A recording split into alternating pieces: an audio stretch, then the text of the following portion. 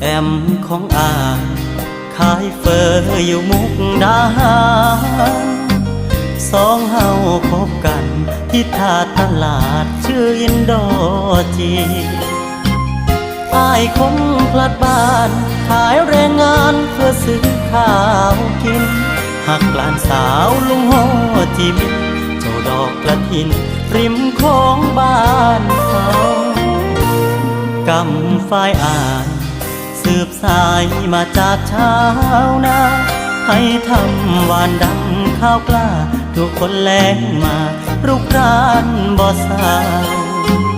ผ่อนส่งหนี้สินบอกค่อยพอกินจนอายเป็นบ้าเมื่อโรงงานยึดครองบ้านทำอายเลยเอาแหงมาเสนอบุญวาสนา